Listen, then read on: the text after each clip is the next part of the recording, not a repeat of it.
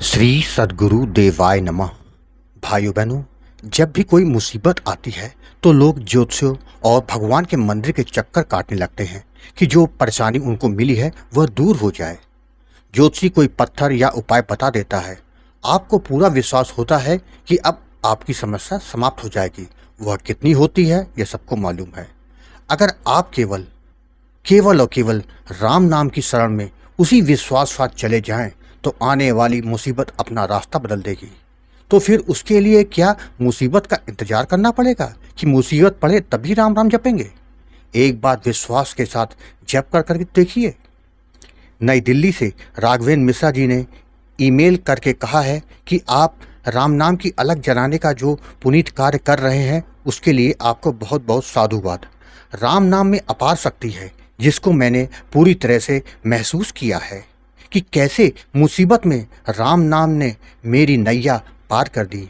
तब से अब तक मेरा पूरा परिवार राम नाम के सहारे चल रहा है। राघवेंद्र जी ने जो आप बीती दास को बताई है, यह दास वही कथा आज आपको सुनाने जा रहा है, जिसको जानने के लिए इस वीडियो को आखिर तक अवश्य देखिएगा।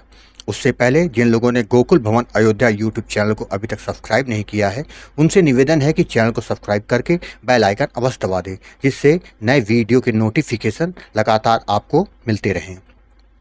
आज जो कथा सुनाने जा रहा हूँ यह करीबन 20 वर्ष पूर्व की है। नई दिल्ली में राघवेंद्र मिश्रा जी रहते हैं। उनके परिवार में उनकी पत्नी और एक बेटा है। उनका अपना कारोबार है जो कि काफ़ी अच्छा चल रहा था। भगवान की कृपा से उनको किसी बात की कोई कमी नहीं थी। उनका बेटा पोस्ट ग्रेजुएट होने के बाद नीट की तैयारी कर रहा था। वह पढ़ने में बहुत अच्छा था।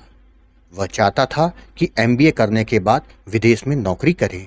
फिर कुछ समय गुजारने के बाद वह अपने पिता के काम में अपना हाथ बटाए। एक दिन की बात है, वह जब कोचिंग से घर जा रहा था तो उसको चक्कर आने लगा। उसकी तबीयत खराब होने लगी। उस समय उसका दोस्त उसके साथ था। जब उसने अपनी बाइक रोकी तो दोस्त ने पूछा, क्या हुआ, तो तुमने बाइक क्यों रोक दी? उसने कहा, मेरी तबीयत खराब लग रही है, तुम मुझे मेरे घर तक छोड़ दो। दोस्त ने उसकी बाइक खुद चलाकर उसे घर छोड़ दिया। माँ के पूछने पर उसने बता दिया कि तबीयत ठीक नहीं लग रही, चक्कर आ रहा है। माँ ने कहा, तुम आराम तो करते नहीं, पढ़ाई के अलावा तुम्हें कोई दूसरा सोचता नहीं, तुम जाओ आराम करो, सब ठीक हो जाएगा। बेटा अपने कमरे में जाकर आराम करने लगा। रात में उसने खाना भी नहीं खाया। पिता के पूछने पर माँ ने सारी बात बता दी।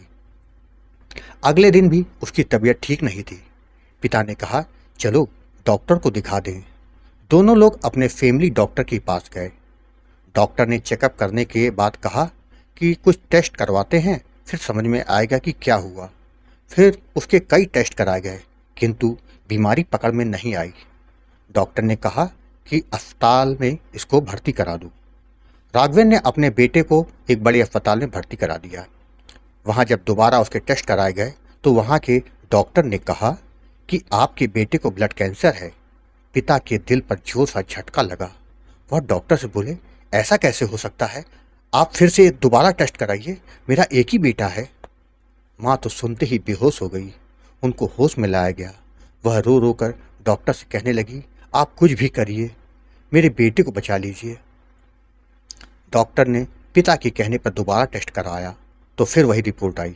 उन्होंने कहा, कैंसर 3rd स्टेज का है, यहाँ इलाज मुमकिन नहीं, आप मुंबई ले जाइए। राघवेंद्र बेटे को लेकर घर आ गए।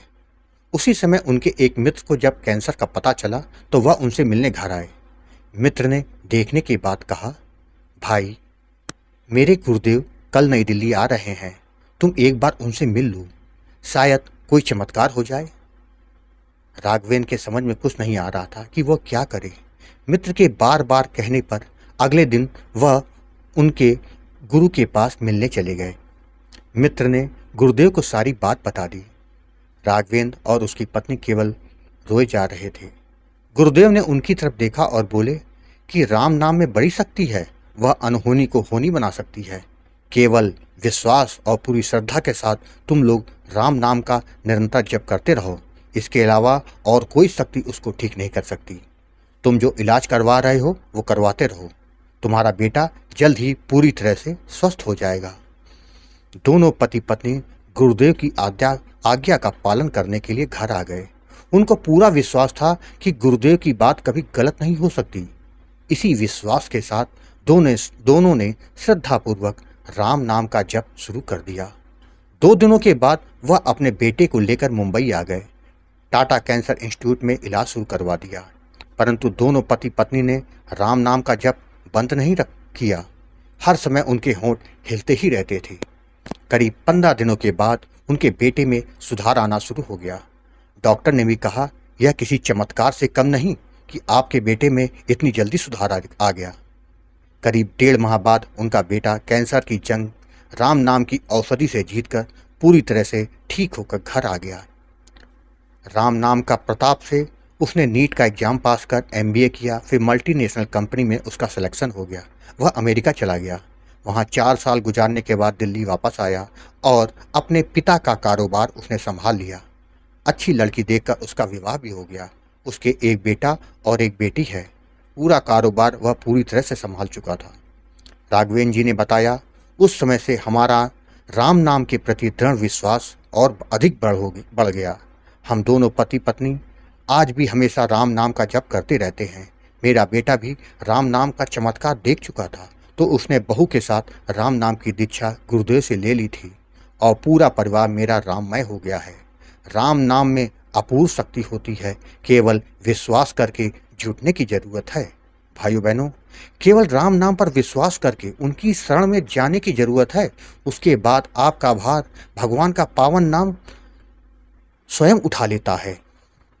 आपको कथा अच्छी लगी हो तो कमेंट में जय श्री राम लिखना मत भूलिएगा, जिससे दास का मनोबल लगातार बढ़ता रहे और अच्छे प्रेरणादायक वीडियो आपको प्रस्तुत करता रहूं।